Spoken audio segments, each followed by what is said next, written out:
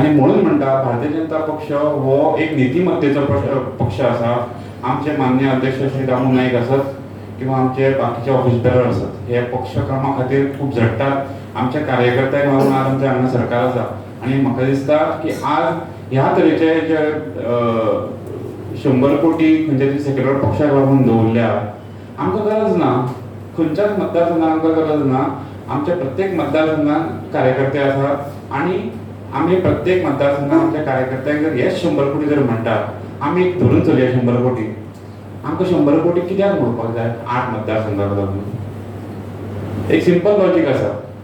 म्हणजे हें अशें जातलें तशें न्ही. हांव तुमकां एक लॉजीक सांगता की आमी प्रत्येक कार्यकर्त्याक जर थोडे पयशे दिले आनी तुमी इलेक्शन लड म्हणून सांगता, जाल्यार आमचे कार्यकर्ते बिंदास थंय जिखून येवपाक शकता. आमी 27 30 मतदारसंघ हे भारतीय जनता पक्ष मिनिमम जिखतलो अशें आमचे माननीय अध्यक्ष श्री दामू नाईक तशेंच आमचे माननीय मुख्यमंत्री डॉक्टर प्रमोद सावंत हांवें सांगिल्लें आसा.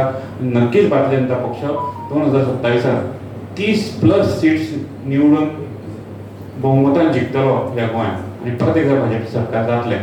इतलें सांगता. Like, subscribe, and get notified.